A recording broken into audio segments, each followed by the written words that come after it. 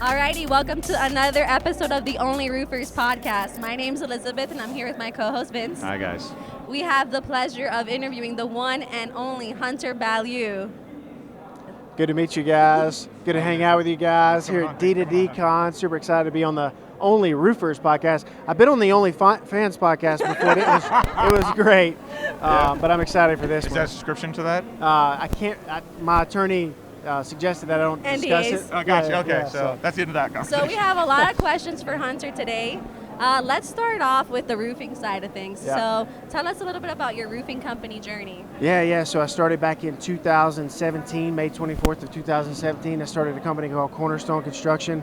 I didn't know anything about roofing, and I still jokingly but seriously tell people I don't know anything about roofing. But I own roofing.com. Yeah, own roofing.com, have RoofCon, one of the biggest conferences. But no, it's all about building the right team, right? So 2017, we launched this company, Cornerstone Construction. I bring in a guy named Johnny who helps me along the path. I start hiring sales guys, building out systems, secretaries, operations managers, all the things. And we make it almost 4 years, 2021, early 2021, we sold to a public company out of California. So it was an awesome ride, man. We had so much fun, impacted a lot of lives on the team, helped people come in that were making $24,000, $25,000 a year, go to $100,000, $120,000 a year. So that was super cool.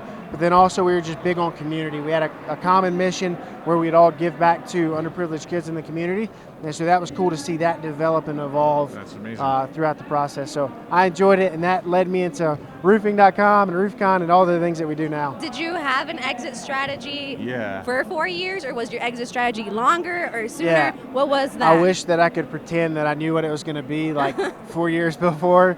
But if you know me at all, I'm not that structured of a person. I think my flight's tonight, and I think I got to speak at 2, and I don't even know what time it is. I just got an alarm set on my phone. So I'm not that structured of a person. But love it. What I can tell you is, I would just imagine if it was actually 2, he'd be like, I gotta go. So can you get the people in the breakout room to come over here? So for me, man, it was like the year before we sold, I started getting interested in it. I started hearing people talk about, hey, you can exit your company, you can scale it, you can increase the valuation and raise the multiple. And so I ended up hiring a couple of coaches, joined some masterminds, and within 60 days of joining one of those masterminds, we ended up selling the company. That is quick, 60 days. Yeah, it was actually crazy quick. Yeah, it was just they needed someone like us, and it made perfect sense. Was there anything specific you had to change in those 60 days? About the company? No, man. It was actually the reason they wanted us is the systems, the processes we had set up. The recruiting funnel. We had a program we built out called Six Figure Blueprint that trained our sales reps how to go from knowing nothing about sales to making six figures. Just everything that we had set up was what they were interested in. So it just made sense to move fast. Wow. what made you actually push to, because we have a lot of roofers watching, obviously, and so what made you think to start building that process of get to those 6 figures for your sales guys training, because training is so huge, and you talk about all and people also talk about it all most the time. roofers don't even have training. No, they just say they can't find talent, but they have talent. They just don't ever train it to be, actually turn into 6 figures. That's one of my favorite things to talk about, man. It's the main focus has to be setting your team up for success. Not your success. You have to delay that gratification, not worry about instant gratification, but set your team up for success. So we have this little saying, I've said it thousands of times, literally in interviews, all the interviews I've done at these Revolt retreats we do at RoofCon. I've said it thousands of times. We're going to provide you with the tools, the training, and the technology to make 6 figures. But at the end of the day, you have to provide the work ethic. We can't do that for you. You got to show up and you got to put in the work. We're going to give you everything you need to make 6 figures. We're going to lay it out. We're going to show you how to use our CRM. We're going to show you how to set up your schedule for success. We're going to show you how to generate leads. We're going to show you how to close deals. But at the end of the day, you got to go put in the work. We can't just hand that to you. So if you focus more on setting your team up for success, it will come. Yeah, so that's a big thing for me, has always been the multiplier effect, right? I've always been really big into mindset, growth as quickly as possible. And for me, it's always been, how can I create an impact? And creating an impact is not how many homeowners can you talk to.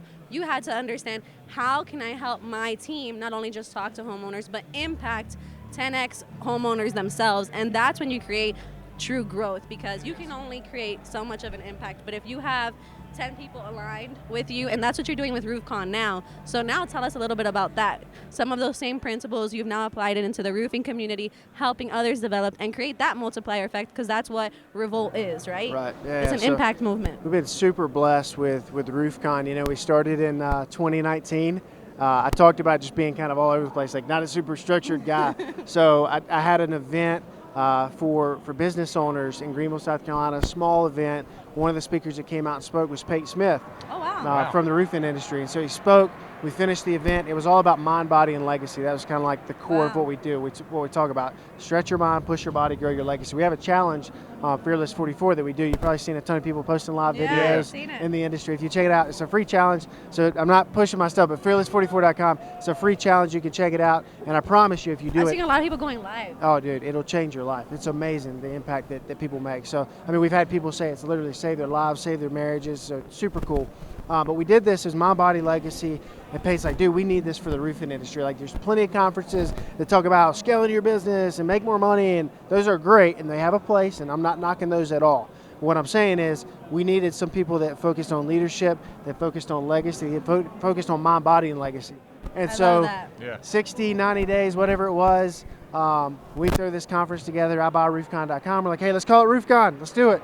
I rent a place up in Nashville, Tennessee, November 8th and 9th of 2019. We have like, I don't know. I don't even know how many it was, like 40, 50, maybe 60 people there. Wow. And I'm actually, honestly, like, to be honest with you, I was pretty let down. Like, I was pretty, like, depressed in the moment. I'm like going around and apologizing to the speakers because, like, Paul Reed and Joseph Hughes and Philip Sanab and Pate Smith and Sam Struthers, all these big guys in the roofing industry showed up to support us. Of course, to support And I'm you. like, I didn't deliver. Like, we didn't even Right. get 100 people here. And they're all like, dude, it's good, man. If we change one life, that's all that matters. Like, this is different. And so when we left that conference, if there was 60 people there, 58, 59, whatever, we're talking good thing about it. Right, you talking good impacted thing. 60 people. So it was awesome. You're We're like, focused maybe on we- 60 people. It was, and it was like relationships being built. And when they left there was that accountability because it was a small tribe. And so we said, hey, maybe we do have the momentum. Let's try next year. So we were talking about Diego before this, runs Yeah. the Rise Above show, the podcast that we have for roofing.com. And so Diego was actually working with Cornerstone at the time. He's one of our sales reps. We transitioned him to RoofCon. Truly we a brought great him, person. and so we brought in him. We brought in Michaela. We're like, all right, let's go this thing. Next year was 881. That was mid-COVID in Houston. And then this past year we had 2936. Ended up getting tickets for RoofCon 2021. So we feel like we can grow even more next year. One thing I loved about RoofCon though was the type of people that were there. It was very impact driven. I had the pleasure of speaking with Ed Milet. It was extremely impactful for me. Like I was stoked to even be She was there. a and I- fangirl. Yeah. Yeah, I'm a I'm a fangirl. I'll be fanboy. honest, We're it was quite, fanboys right here. embarrassing. Yeah. I was totally fangirling, but he, just meeting him was impactful for me. It's worth the investment for me to go out there and get to meet someone that I respect. Like I'm so stoked to hear Eric Thomas. Yeah. I've been hearing Eric Thomas since I was 15 years old. Yeah. Since I was 15 years old. So I'm like, I'm Yeah. ready. That's I'm- only 4 years That's ago. Yeah. Anyways, so now you're starting Revolt. What is the idea behind Revolt? Like, what are you guys trying to Yeah. revolt against, right? Because we hear that. Remember, it was like a funny thing. You guys made a joke, Yeah. roof con, and then you guys did like the definition of con. Yeah. So So what's Revolt? So we get hated on all the time for being a cult and yada yada yada, and I think it's really funny. I really do like. You guys are making the roofing industry cult, and it's kind of weird. Yeah, there was an MFer in there. You MFers are making it. Yeah. So, and I'm like, dude, anyone that's doing big things and like gets people to align. Sam Taggart too. Like, people are gonna say you have It's a cult. amazing. But what's funny? Like, this is hilarious. Like, really think about this. Go back to elementary school. Everyone says in business you want to have this great what? Culture. Uh-huh. You want to have this great culture. You want your team to be bought in. What is the root word of culture?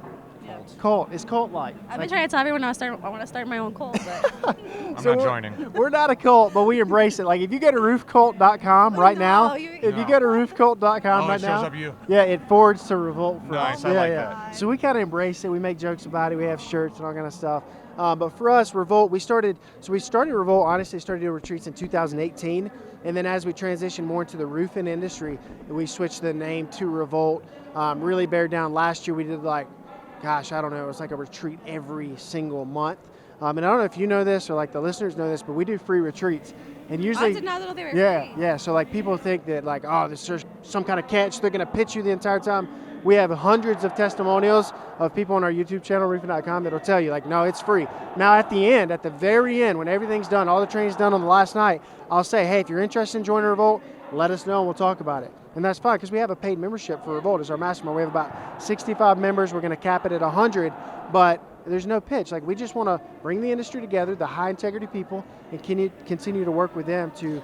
At the end of the day, it's even when you want to give back, there has to be some kind of funding for it, which is why I'm not the kind of person who's like against people pitching me, because I appreciate it, right? If you're giving me value, why wouldn't I sign up for a product? Right. I've spent a lot of money with coaches myself. I've invested over 6 figures a year into my own coaching because I want to be that next level person. So, and you have to be around the right people and in the right room to be able to do that. So I can appreciate that. Any final tips for someone who, let's do it for a roofer, right? I'm a roofer. I have these big dreams. Maybe one day I want to have my own roof con. Right now I'm just in the nitty gritty of starting my own roofing company and trying to get out of that. What would you say to that person with big dreams? Yeah, I think the team is so important. Like, you can't ride solo, and even if you have a team right now, like, continue to develop that team, continue to empower people. I can tell you, like, I think on podcasts, like, you get people like us on there a lot of times, and we want to talk about our wins and like, do this, and you're going to succeed. But we don't really talk about our failures enough. I can tell you one of my failures, and I feel like I do a pretty good job of like empowering people, selling people on the vision. Like, one of my most proud moments is like when we have people move from across the country. I've had multiple people move from Arizona. We've had people move from Oklahoma. Like, that is so cool to see someone buy into the vision, want to be a part of that team and come join.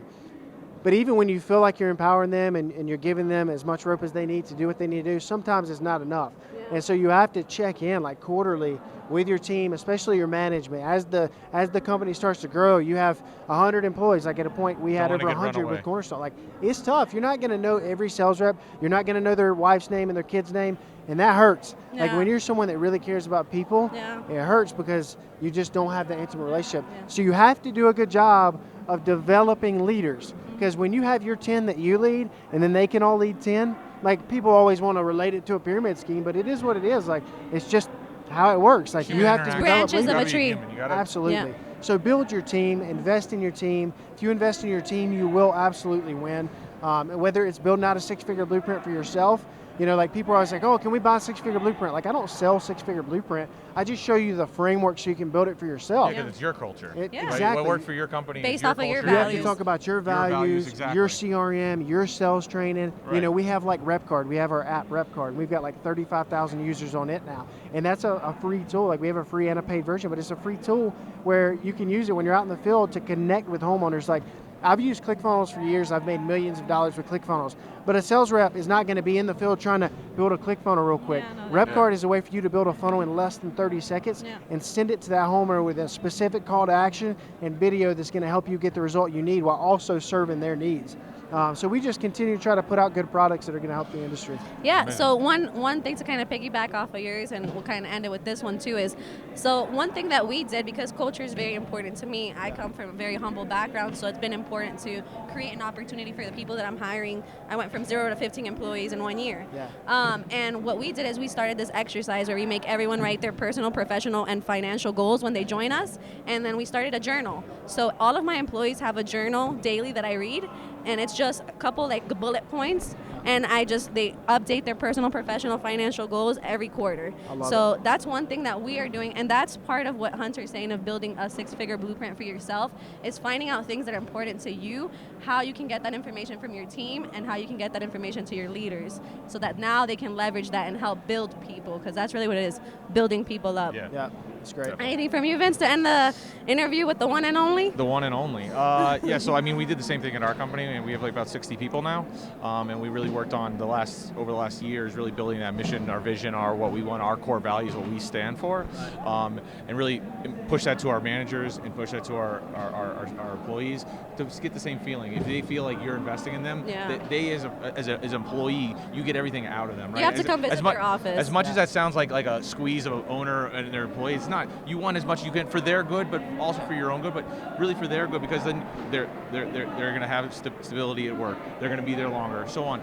You can invest more into them. They're happier at work. You don't want people walking into work, it's like, oh God, I'm here, monotony and everything like that, right? Yeah. Another roof, another job, you want people to come into work, be happy, be ready, invigorated, and energized to work. Be in a good mood. Absolutely. Yeah, and so mood. we worked on building that culture as well. So I love that, man. Excellent. Thank you so much for being here today. Thank you everyone for watching another episode of the Only Roofers podcast. Stay tuned for the next one. Appreciate it, guys.